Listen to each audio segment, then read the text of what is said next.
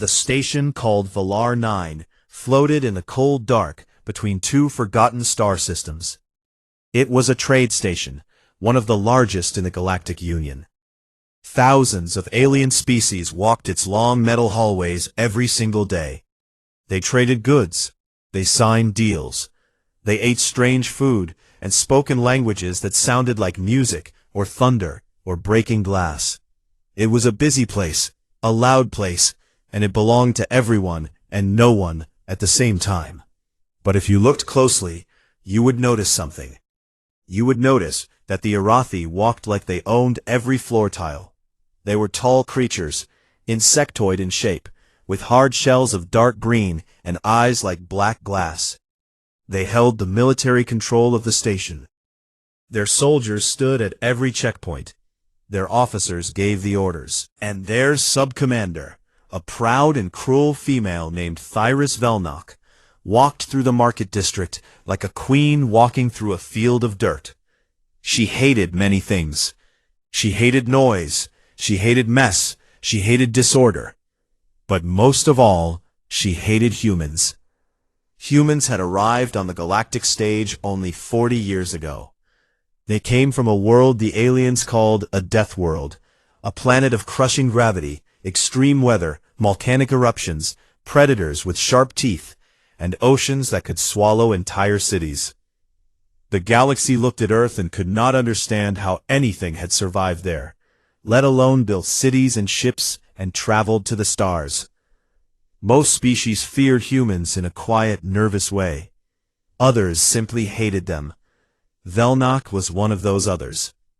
To her, humans were animals, dangerous animals dressed in clothes and pretending to speak. She had said this many times, in public and in private. Nobody ever challenged her. Too connected. Too protected. On this particular day, in the middle of the station's central market, a little human girl named Lyra Vasquez was playing. Lyra was 8 years old. She had dark, curly hair, brown skin, and a gap between her two front teeth that showed every time she smiled, which was often. She lived on the station with her father, Captain Marco Vasquez. He was a retired Terran Navy officer who now worked as a civilian freight contractor, hauling cargo between systems to make a living. He was a big man, broad and strong, with kind eyes and rough hands, and a voice that could be gentle enough to sing his daughter to sleep, or firm enough to make grown soldiers stand up straight. Lyra was chasing a small flying drone toy through the market. It buzzed and dipped between the stalls, and she ran after it, laughing, dodging between the legs of tall aliens, and around the carts of merchants selling things she could not name. She was not paying attention to where she was going. She was just a child, doing what children do everywhere in the universe, playing, being happy, being free. She turned a corner at full speed and ran straight into something hard. She bounced off and stumbled. She looked up and saw Sub-Commander Thyris Velnock standing above her like a tower of dark green armor and cold black eyes. For a moment, the market went quiet. Lyra opened her mouth to say sorry. She did not get the chance. Velnock looked down at her with an expression that could only be described as pure disgust. A Deathworlder child had touched her, had bumped into her body, had made contact with her ceremonial uniform. The alien officer's mandibles clicked together in fury. She reached for the baton at her side. It was a ceremonial weapon, made of a heavy metal alloy. It was not meant for children. She swung it. The baton hit Lyra across the face with a sound that silenced the entire market. The little girl flew sideways and hit the ground hard. Blood came from her nose and her mouth. Her cheekbone cracked. Her small body slid across the cold metal floor and stopped in a heap against a merchant's stall. She did not move. Dozens of aliens saw it happen. Polari traders, Vorthani merchants, Drixian travelers, they all saw it. Some of them recorded it with their devices. Some of them looked away. Not a single one stepped forward to help. Not a single one said a word. The Arathi were too powerful. Velnock was too dangerous, and the child on the ground was just a human, just a Deathworlder. Station security arrived within minutes. They formed a line between Velnok and the gathering crowd. They did not arrest her. They did not question her. They stood there and protected her. Marco Vasquez arrived 7 minutes later. Someone had called him. He came running through the market, with his heart beating so hard he could feel it in his throat. He saw the crowd first. Then he saw the security line.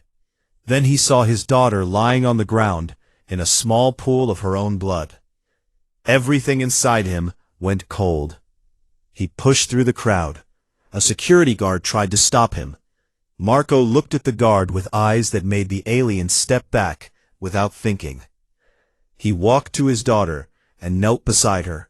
He touched her face gently. She was breathing, but she was unconscious. Her left cheek was swollen and purple. Blood was drying on her lips. He picked her up carefully, the way he had picked her up 1,000 times before, when she was a baby, when she fell asleep on the couch, when she had bad dreams. He held her against his chest and stood up. Velnok was watching. She stood there, with the baton still in her hand, and she looked at Marco with those black glass eyes, and said the words that would change the galaxy forever. "Control your livestock, human, or I will put it down next time." The market was dead silent. Everyone waited for Marco to explode. They expected screaming. They expected violence.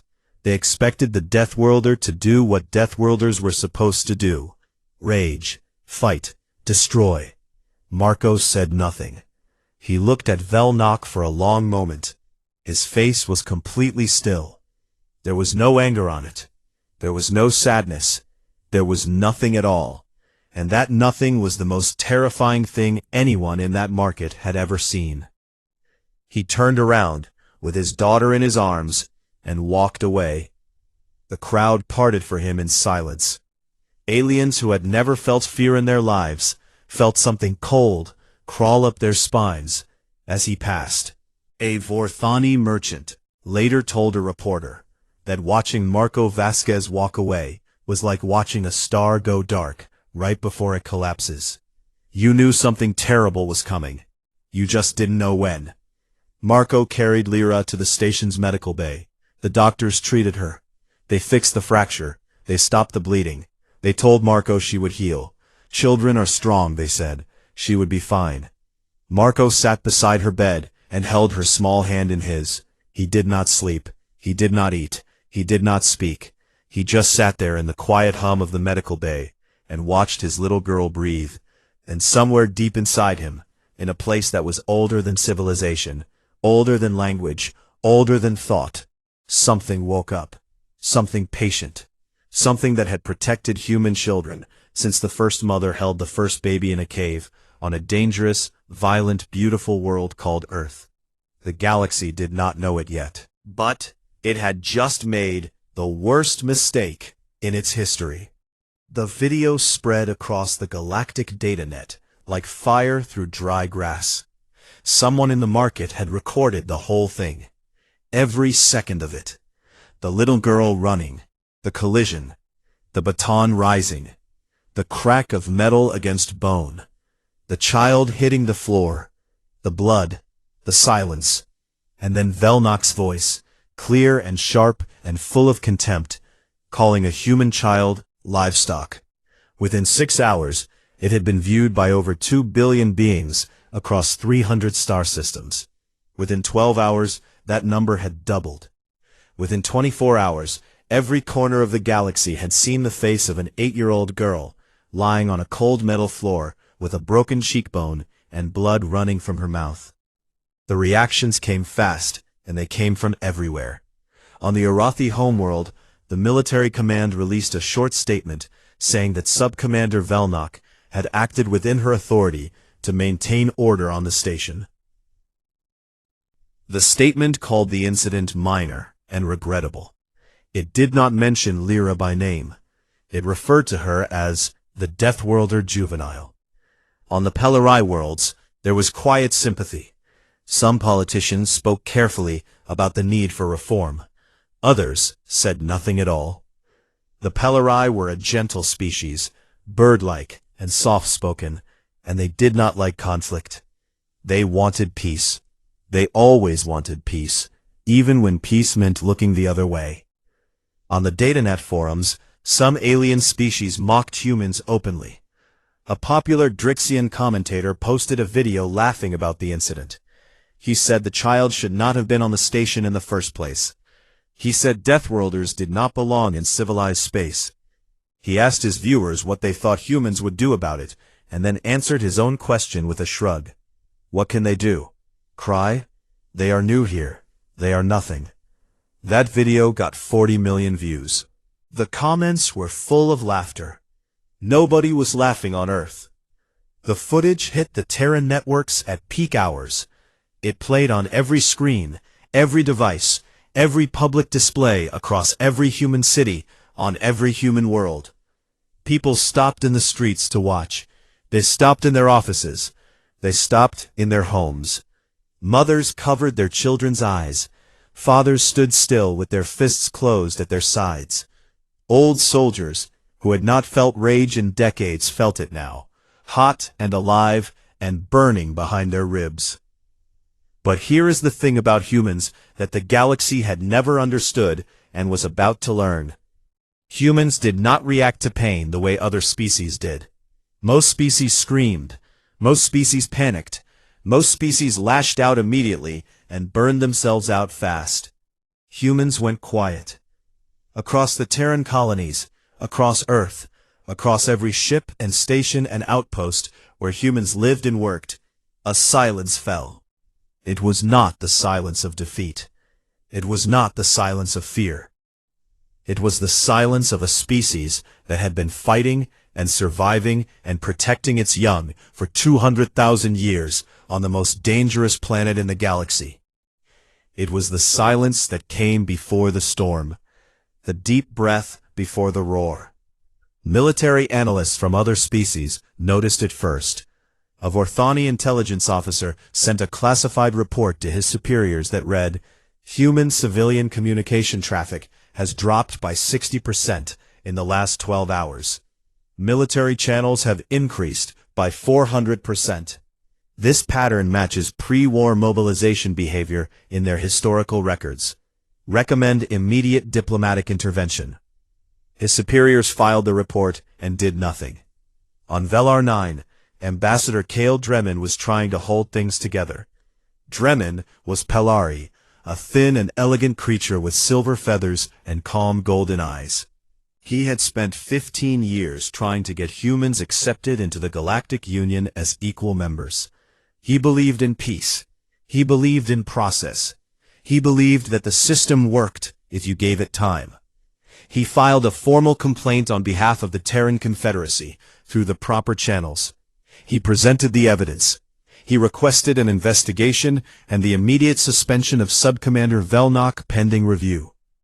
The Galactic Union Tribunal reviewed the complaint in 6 hours and dismissed it. They cited Arathi jurisdictional sovereignty over the station. They said the matter was an internal Arathi military affair. They said there was no legal basis for intervention. Velnok was not questioned. She was not suspended. She was not even asked to write a report. Instead, she gave an interview. She sat in front of the cameras with her dark green shell polished and her black eyes shining. And she spoke with a voice that dripped with pride. She called what she did a necessary correction. She said Deathworlder children were undisciplined and dangerous. She said humans should not be allowed to breed on galactic stations. She said the child was lucky she had only used the flat side of the baton. She smiled when she said it. At least, that is what the translators called it. The way her mandibles moved looked more like a predator showing its teeth. The interview played across the galaxy. More laughter from some, more silence from others.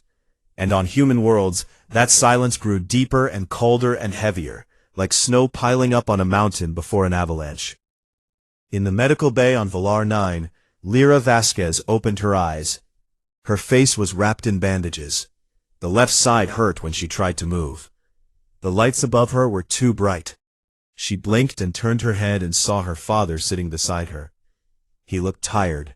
He looked like he had not slept in days. But when he saw her eyes open, he smiled, and it was the warmest thing in the universe. "Daddy," she said. Her voice was small and rough. "I'm here, baby," he said. She reached for his hand, and he took it. Her fingers were so small inside his.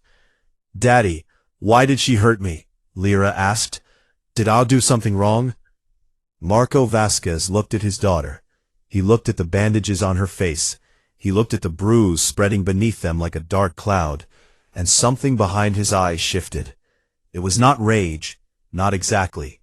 It was something older, and deeper, and much more dangerous. It was the thing that made humans climb out of caves, and cross oceans, and walk on alien worlds. The thing that made them build walls around their homes, and armies around their children. The thing that every species in the galaxy should have understood, but somehow never did. "No, baby," he said softly, "you did nothing wrong. And no one will ever hurt you again." He kissed her forehead and stayed with her until she fell asleep. Then he stood up. He walked to the communication terminal in the corner of the room. He typed a message. It was short, just one line. He encrypted it with a military-grade cipher that only one person in the galaxy could decode, and sent it to the personal channel of Admiral Reyna Okoye, commander of the Terran Navy's 7th Expeditionary Fleet. The message read, "She's 8 years old, Reyna.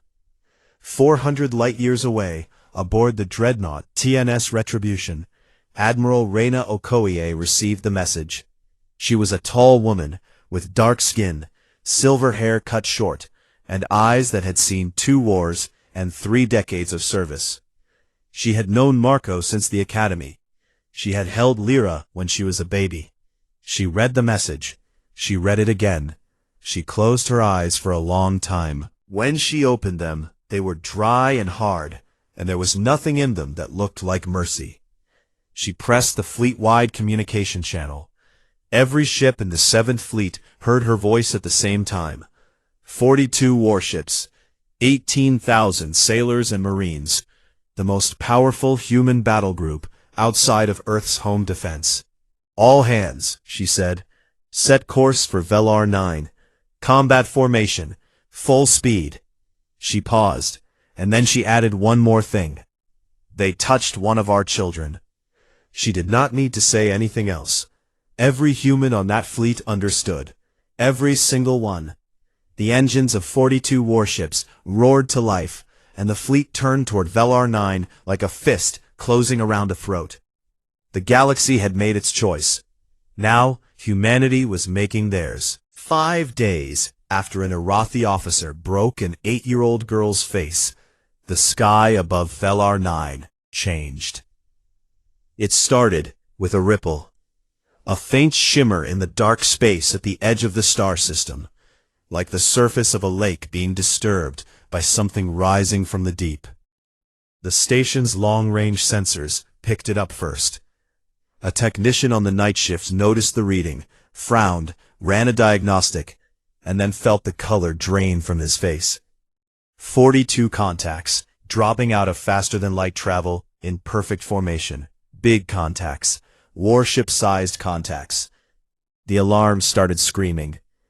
The Terran Navy's 7th Expeditionary Fleet materialized at the edge of the Velar system, like ghosts stepping out of a wall. They came in hard, and they came in organized. Destroyers on the flanks, cruisers in the middle, frigates running interference. And at the center, massive and dark, and bristling with weapons that could crack a moon in half, the dreadnought TNS Retribution. Admiral Reyna Okoye's flagship. The most powerful single warship humanity had ever built. They did not hail the station. They did not announce themselves. They did not send a greeting or a warning or a demand. They just appeared, and then they stopped, and they waited. The silence was worse than any weapon. On the station, chaos erupted. The Arathi garrison commander scrambled his forces. He had 12 ships under his command. Patrol vessels and light cruisers, built for policing trade routes and scaring smugglers. They were not built for war. Not this kind of war. He looked at the sensor readings showing the Terran fleet and felt something he had never felt before in his career. Real fear. The civilian population panicked. Species that had been going about their daily business minutes ago were now flooding the docking bays, trying to get on any ship leaving the station. Merchants abandoned their stalls. Traders left cargo behind. Families grabbed their children and ran. An old Vorthani trader was asked by a younger alien why everyone was running. The old trader looked at him with wide eyes and said, "Because I have read human history books, and when humans bring warships, they use them." Galactic Union diplomats flooded every communication channel they had. They sent messages to the Terran fleet. They sent messages to Earth. They sent messages to every Terran embassy in the galaxy. The messages all said the same thing. Please respond. Please talk to us. Please tell us what you want. For 3 hours there was no response. Then, finally, the communication screens on the station lit up. Admiral Rena Okoye appeared. She was sitting in the command chair of the Retribution.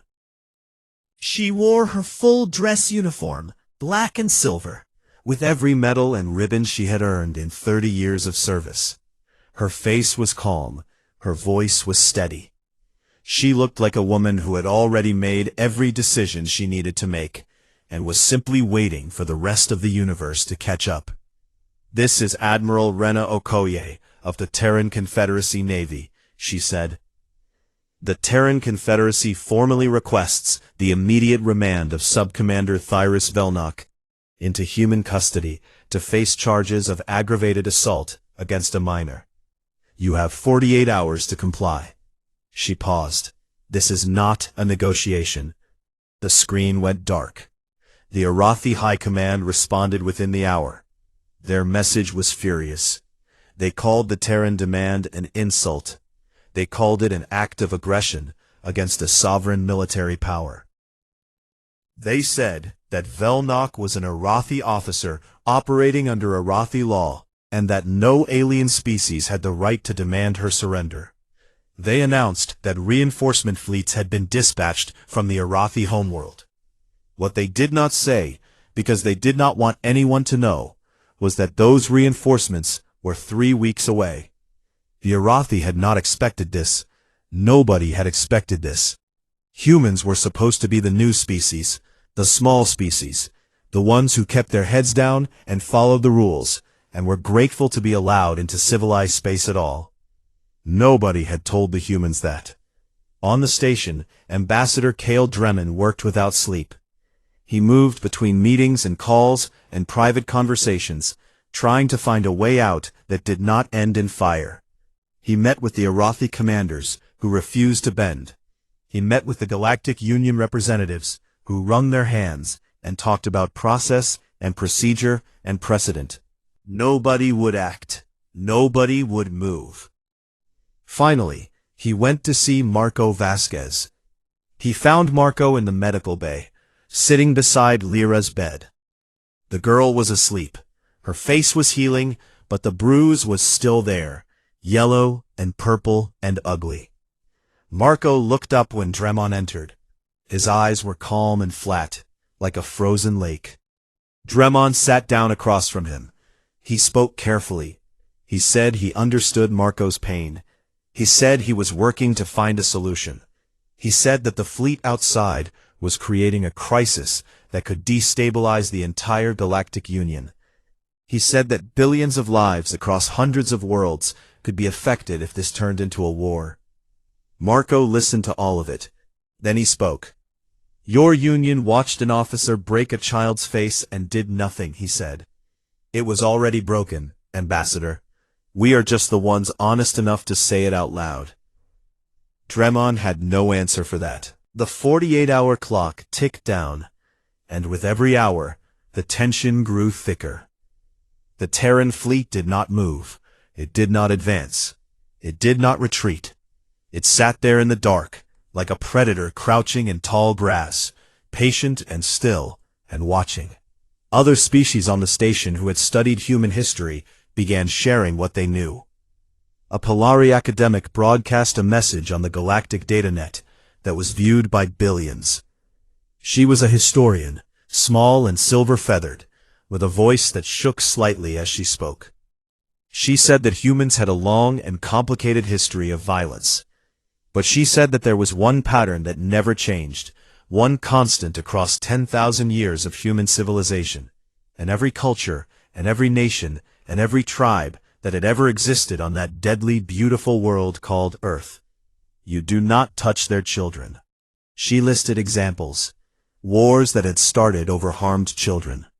Empires that had fallen because they harmed children. Entire civilizations that had been erased from human memory because they crossed that one line. She said that humans could forgive almost anything. They could forgive invasion, they could forgive insult, they could even, given enough time, forgive war. But they could not forgive harm to a child. They were not built that way. Something in their biology, something in the deep wiring of their Deathworld brains, made it impossible. A threat to a human child activated every survival instinct their species had developed over millions of years on a planet that was actively trying to kill them every single day. She ended her broadcast with words that would be quoted for centuries. For those who are unfamiliar with Deathworld history, let me be clear. Humans do not make threats. They make promises. And they have never, in 10,000 years of recorded conflict, failed to collect on a debt owed to their children. What is coming is not anger. It is not revenge. It is something much older than that. And I do not believe anything in this galaxy can stop it. On the Retribution, Admiral Okoye watched the clock. She sat in her chair with her hands folded and her eyes steady, and she watched the seconds count down. Around her, 18,000 men and women waited. They checked their weapons. They tested their armor. They ran their drills. They did not joke. They did not laugh. They did not need speeches or orders or motivation. Every single one of them had seen the video. Every single one of them had seen Lyra's face. And every single one of them, from the lowest recruit to the highest officer, was thinking the same thing. She was 8 years old. The clock ticked. The galaxy held its breath. And the Terran fleet waited in the dark, patient as death, quiet as a promise. 48 hours. The clock hit 0 at exactly 0600 Galactic Standard Time. For a moment, nothing happened. The station hummed. The lights flickered their usual cold blue. The Arathi garrison held their positions. Their commander, High Commander Zorath, stood on the command deck of the station, with his mandibles set tight and his back straight. He had made his decision. He would not hand over Velnak. He would not bend to Deathworlder threats. He was Arathi. His species had ruled sectors of this galaxy for 1,000 years. He would not bow to animals from a poison world. He opened a broadcast channel. He addressed the Terran fleet directly. His voice was hard and sharp, and full of every ounce of superiority his species had built over centuries of galactic dominance. Your deadline has passed, he said. Sub-Commander Velnak remains under Arathi protection. She will not be surrendered. If you wish to take her, come and try. But know this, humans. You are savages playing at civilization. And savages do not frighten the Arathi Dominion. He cut the channel and waited for the response. It did not come through words. It came through silence. At 0603, every defense system on Velar 9 shut down. Every single one. Shields dropped. Weapons went offline. Sensor arrays went dark. Communication relays cut to static. The entire military infrastructure of the station, built over decades of Arathi engineering, went dead in 90 seconds. 90 seconds. The Arathi technicians scrambled. They ran diagnostics. They rebooted systems. They tore open control panels and checked power lines. Nothing worked. The systems were not damaged. They were not broken. They had simply been told to stop, and they had obeyed. Terran electronic warfare had slipped into the station's network like water through cracks in a wall, so quietly that no one had noticed until everything was already gone. Zorath stared at his dead command screens, and for the first time in his life felt the cold hand of real understanding close around his throat. This was not a bluff. This was not a show of force. This was a species that had taken his entire defense grid apart without firing a single shot. And they had done it so easily that it almost seemed like an afterthought. While the station scrambled in the dark, a Terran dropship detached from the Retribution. It was small, fast, and completely invisible to anything the station had left to detect it with. It slipped through the defense perimeter like a shadow through an open door, and docked at a maintenance airlock on the lower levels of the station. 12 figures stepped out. They were Terran Marines, the elite of the elite. They wore heavy combat exoskeletons, black and gray, built for the crushing gravity of Earth and adapted for every environment the galaxy could throw at them. Each suit made them taller, stronger, and faster than anything on that station. Each Marine carried weapons that could punch through starship armor. But the weapons were set to non-lethal. Every single one. That was the part that terrified people the most, later, when they watched the security footage. Not that the humans came armed for war, but that they came armed for war and chose not to kill. The team leader was Sergeant Tomas Reyes. He was 34 years old, born on Mars, raised on Earth, and had served in 2 conflicts before this one. He was not a large man by human standards. He was quiet. He was precise. He moved through spaces like he had memorized them in a dream, and was now walking through them for real. He gave one order to his team before they moved. No casualties. No exceptions. We are not here to prove we are dangerous. They already know that. We are here to prove we are better. They moved into the station. The security footage from that day would be studied by military academies across the galaxy for the next 100 years. 12 humans moved through a station of 50,000 beings, and it was like watching water flow downhill. Natural, inevitable, unstoppable. They passed through civilian areas without slowing down. Aliens pressed themselves against walls as the Marines walked by. A Polari merchant dropped to the floor and covered her head. A Vorthani child stared with wide eyes. The Marines did not look at them. They did not threaten them. They did not even acknowledge them. They had one target, and nothing else in the universe existed. The first Arathi security checkpoint had 6 guards. The Marines disabled all 6 in 4 seconds. The guards were pinned, disarmed, and restrained with a speed that made it look almost gentle. One Arathi guard later said it felt like being caught by the wind. One moment he was standing. The next he was on the ground, and the humans were already gone. The second checkpoint had 10 guards and a heavy barricade. It lasted 7 seconds. The Marines went through the barricade like it was made of paper. They moved around the guards like dancers, each one knowing exactly where the others were, each one covering the angles that needed covering. It was not fighting, it was art. Terrible, beautiful, efficient art. The third checkpoint was outside the command center. It had 15 guards, reinforced blast doors, and automated defense turrets. The turrets were already dead from the electronic warfare attack. The blast doors opened when a Marine tech specialist touched a device to the lock panel. The 15 guards raised their weapons. The Marines did not slow down. 11 seconds. That was how long it took. 15 armed Arathi soldiers, trained and armored and ready, brought down in 11 seconds by 12 humans who did not fire a single lethal round. Stun rounds, electromagnetic pulses, physical takedowns so fast that the security cameras could barely track them. When it was over, the guards were alive. All of them, unconscious, restrained, and breathing. Not a single drop of blood on the floor.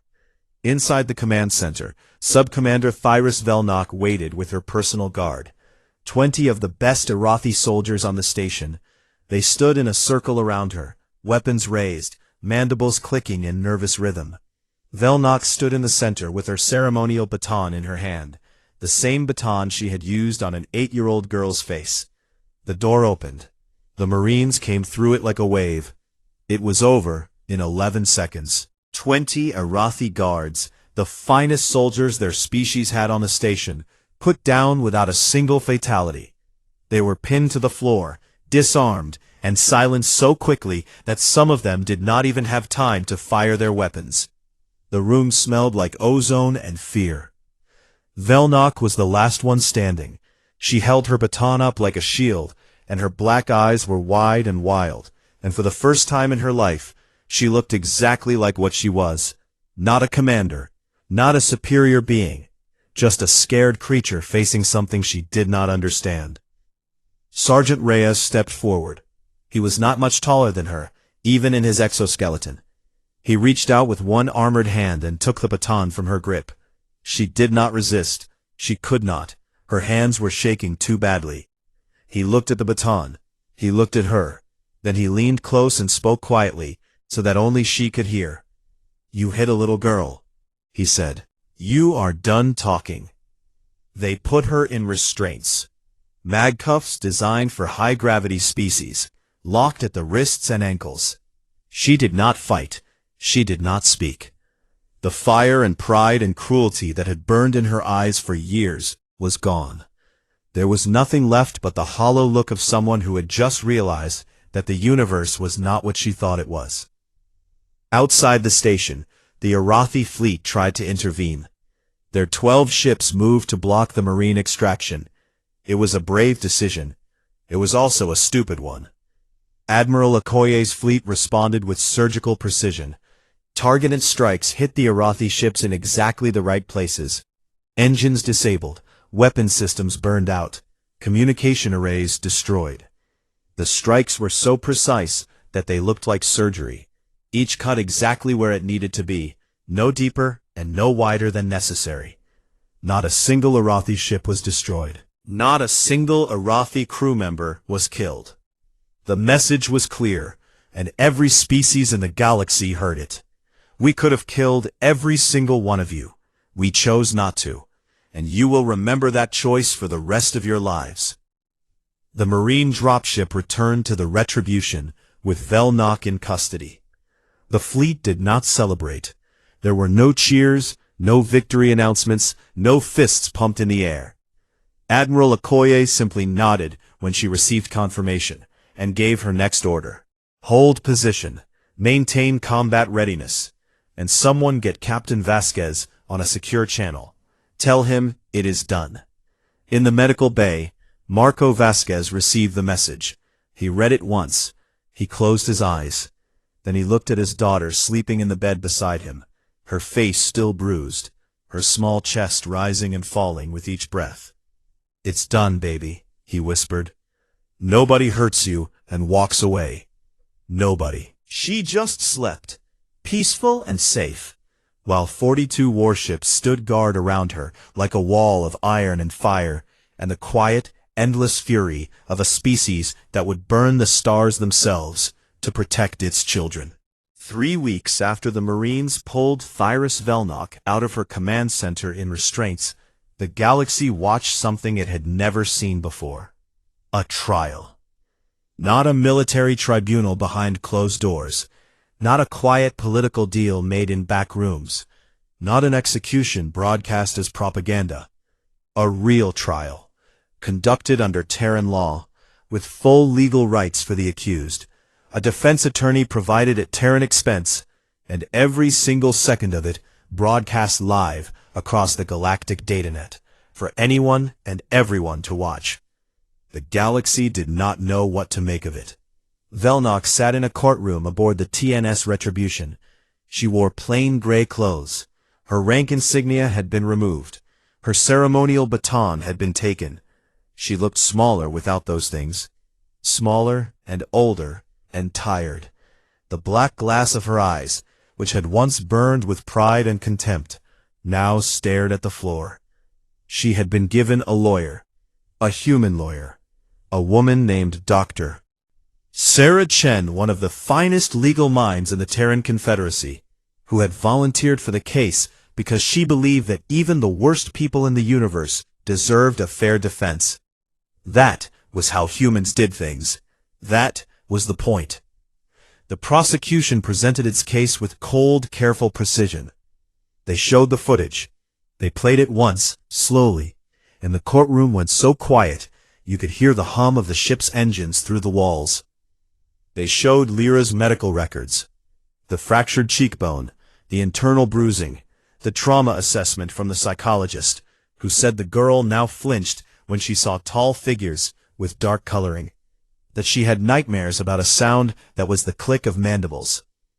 They played Velnok's own interview, where she smiled and called what she did a necessary correction. They played her words about controlling livestock.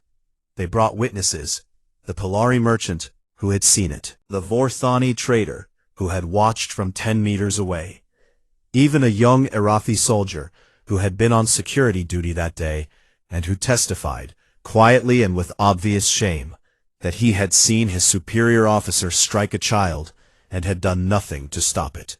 Dr. Chen did her job. She argued that Velnok had acted within Arathi military customs, that the concept of child protection varied across species, that what was assault under Terran law might be lawful discipline under Arathi code. She was thorough and professional, and she made every argument that could be made. It was not enough. The jury, 12 human civilians chosen from across the Terran colonies, deliberated for less than 2 hours. They came back with a unanimous verdict. Guilty. Aggravated assault on a minor. The sentence was 25 years in a Terran penal facility. Velnok was stripped of all rank, all titles, and all military honors. Her name was formally removed from the Arathi officer registry. She would serve her sentence on a human prison world, under human law, surrounded by the species she had spent her career calling animals. She said nothing when the sentence was read. She just stared at the floor with those empty black eyes and said nothing at all. But the trial was not the real event. The trial was just the beginning. The real event happened 1 week later, at the Galactic Union Grand Assembly. The Grand Assembly was the largest political gathering in the known galaxy. Representatives from over 600 species sat in a massive circular chamber on a station the size of a small moon. The chamber was designed to impress, to remind every being who entered it that they were part of something larger than themselves. High ceilings, floating platforms, light that shifted and moved like a living thing. On this day, every seat was full. Every screen in the galaxy was tuned in. Billions watched. The Terran delegation entered the chamber. Admiral Rena Okoye walked in front, tall and straight in her dress uniform. Ambassador Kale Dremen walked beside her, his silver feathers catching the light. Behind them walked Captain Marco Vasquez, and beside Marco, holding his hand, walked Lyra. The chamber went silent. She was small, so small compared to the massive aliens sitting in their towering seats above her. She wore a simple white dress. Her dark curly hair was pulled back from her face, and on her left cheek, still visible despite the healing, was a thin scar, a permanent reminder of a ceremonial baton and a moment of cruelty that had shaken the galaxy to its core. She looked up at the assembly, with wide brown eyes, and she did not look afraid. She looked curious. She looked like a child, seeing something amazing for the first time. And somehow, that was the most powerful thing anyone in that chamber had ever witnessed. Marco stepped forward to the speaking platform. He held Lyra's hand for a moment longer, then gently let go. She stood beside him, quiet and brave, while her father addressed 600 species and a watching galaxy. He did not shout. He did not threaten. He did not pound the platform or raise his fist. He spoke in a normal voice, the voice of a father, and it carried through the silent chamber like a stone dropped into still water. He told them what happened. He told them about the market, about the baton, about the sound it made when it hit his daughter's face. He told them about carrying her to the medical bay, about sitting beside her bed, about watching her sleep and wondering if the bruise on her face would ever fully go away. He told them about filing a complaint, about the tribunal's dismissal, about how the system that was supposed to protect the weak and the innocent had failed completely and utterly because the weak and the innocent happened to be human. He told them about the interview, about Velnox smiling as she talked about controlling livestock, about the laughter on the datanet, about the commentators who joked about a child's broken face. Then he stopped. He looked out at the assembly, at 600 species watching him, and he said the words that would be carved into monuments and taught in schools and remembered long after everyone in that chamber had turned to dust. You call us Deathworlders. You say we are violent, dangerous, and savage. But when your officer shattered my daughter's face, not one of your civilized species lifted a hand to help her. Not one. You watched. You looked away. You filed reports and dismissed complaints and talked about jurisdiction and sovereignty while an 8-year-old girl lay bleeding on your floor. His voice did not shake. His eyes did not water. He was steady and clear, and his words landed like hammer blows on an anvil. We did not come here to prove we are civilized. We came here to remind you what that word actually means. It means you protect those who cannot protect themselves. It means you stand up when a child is hurt, even if the one who hurt her wears a uniform and a rank. It means the law applies to everyone, not just the weak. He reached into his coat and pulled out a small object. It was Velnox's rank insignia, the symbol of everything she had been. Commander, officer, ruler. It was small and dark, and it glinted under the chamber lights. Marco placed it on the floor of the speaking platform, gently, deliberately, like a man laying a stone on a grave. This is what is left of the officer who hit my daughter, he said. Not a body, not a trophy, just a title, stripped away by a fair trial, under a system of law that gave her more respect than she ever gave a child. We do not bring heads, we bring justice, and we lay it at your feet and ask you to do better. The chamber was silent. 600 species, billions of viewers, not a sound. Ambassador Dremen rose. His voice was calm, but his golden eyes were bright with something that looked like hope. He introduced a new resolution to the assembly. He called it the Vasquez Accord. It was simple. It established universal protections for minors of all species across all Galactic Union jurisdictions. No exceptions, no diplomatic immunity, no jurisdictional loopholes. Any being who harmed a child of any species would face prosecution under a unified galactic standard. And enforcement would be guaranteed by a standing joint task force led by the Terran Confederacy. The vote was called. It passed unanimously. Every single species, every single vote. Not one dissent, not one abstention. Some voted out of genuine belief, some voted out of shame, and some voted because they looked at the Terran fleet still holding position at Velar 9, and understood very clearly what would happen if they said no. It did not matter why they voted. It mattered that they did. Lyra Vasquez grew up. The scar on her cheek faded, but never fully disappeared. She carried it with her through school, through university, through the long years of study and training that led her to become one of the youngest diplomats in the Terran Confederacy's history. She served on 3 different galactic stations. She negotiated treaties. She was known for being fair and kind and patient, and also for a quiet firmness that reminded older diplomats of her father. The phrase, "Remember Velar 9," became a saying across the galaxy. It meant different things to different species. To some, it meant be careful. To others, it meant be just. To humans, It meant something simpler and older and deeper than politics. It meant protect your children, always, no matter the cost. On the Arathi homeworld, Velnok's name was erased from every military record. Young officers were told her story as a warning, whispered in barracks and training halls like a ghost story. Do not touch their children. Do not test them. Do not mistake their kindness for weakness or their patience for submission. They are Deathworlders, and they remember everything. Marco Vasquez retired to a quiet colony world with green hills and a slow river and a sky full of stars. He kept a small house. He grew vegetables. He read books in the evening and watched the sunset from his porch. He was a peaceful man living a peaceful life, and most people who met him would never guess that he had once stared down a galactic empire for the sake of a little girl with curly hair and a gap-toothed smile. A journalist found him one day, years later, and asked him if he regretted what had happened.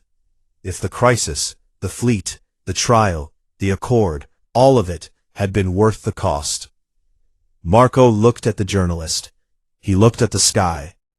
He thought about a market on a station far away, and a sound he would never forget, and a little girl asking him if she had done something wrong. He smiled. I would burn the whole galaxy down for her, he said, and they know it now.